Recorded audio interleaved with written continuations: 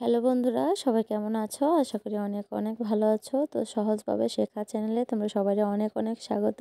ভিডিওটা প্রথম থেকে লাস্ট পর্যন্ত দেখতে থাকো, আশা করি অনেক কিছুই শিখতে পারবা। তো হাতের লেখা সুন্দর করার অনেকগুলো টিপস আজকে তোমরা লগে শেয়ার করুম। তো অবশ্যই ভিডিওটা ফার্স্ট টু লাস্ট দেখো।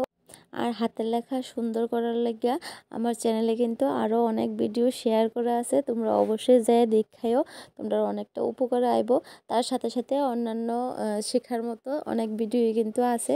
তো আজকের এই হাতের লেখাটা তোমার কাছে কীরকম লাগছে প্রথমেই কিন্তু কমেন্ট কইরা কইও। যদি ভালো লাগে তাহলে কিন্তু ভিডিওটা দেখতে থাকো, আর যারা ভালো না লাগে তারা স্কিপ করে যেতে পারো। তো এদিক তো অনেক আগের হাতের লেখা আমার এটা, তো অনেকটাই বাজে আছিল যে আমার নিজের হাতের লেখায় আমি নিজেই বুঝতে পারতাম না। তো এর আগে যে ভিডিওর প্রথমে যে হাতের লেখাটা দেখছো এটা কিন্তু আমার অক্ষণে বর্তমান হাতের লেখা। তো যারা হাতের লেখা এইরকম বাজে, তো তোমরা একটু হাতের লেখা লেখো, লেখা সেরা এর মধ্যে যে লেখাটির লেগা, যে ওয়ার্ডটির লেগা বা যে অক্ষরটির লেগা হাতের লেখাটা একদম বিশ্রী দেখা যাইতেছে সেটি একটু পয়েন্ট করো। এবার পয়েন্ট করা হয়ে গেলে এবার দেখো যে অক্ষরটি লেগে হাতের লেখাটা খারাপ দেখা যাইতেছে, এই অক্ষরটি সবার প্রথমে ঠিকভাবে লেখা শিখতে হইব। আর তোমরা যদি চাও যে কোন অক্ষরটা ঠিক কীভাবে লেখে, আমার চ্যানেলে অলরেডি ভিডিও আছে, তোমরা যদি দেখাইতে পারো। তারপরে আমি জাস্ট তোমরা দেখার লেগে কয়েকটা অক্ষর এদিকে লিখতেছি।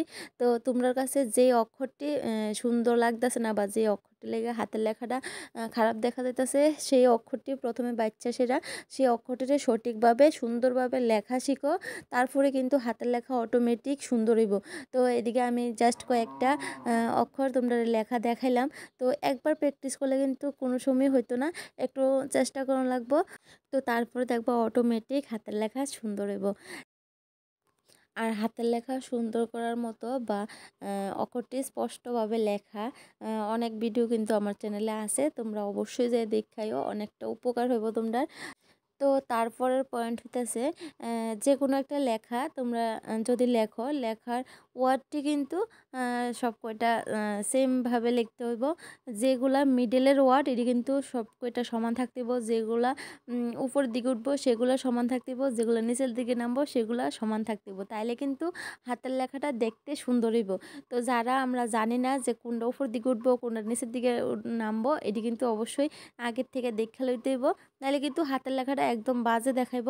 তো যারা এরকমভাবে লেখা জানো না তারা অবশ্যই ছোটোবেলার মতো ইংরেজি খাতা নিয়ে নাও, তো দেখবা হাতের লেখাটাও অনেকটা সুন্দরই আইব।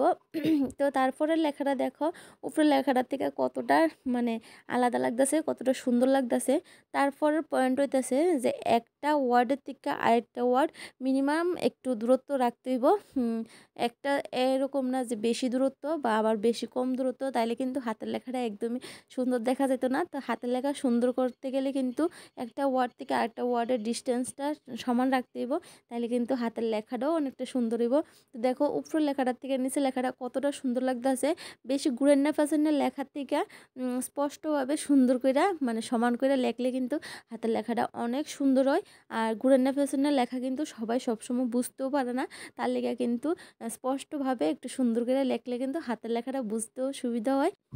তারপরে দেখো একটা অক্ষর থেকে আরেকটা অক্ষর একটু দূরে দূরে লিখতে হইব, যাতে একটা অক্ষরের সাথে আরেকটা অক্ষর না লাগে, তাইলে কিন্তু লেখাটা দেখতে সুন্দর হইব।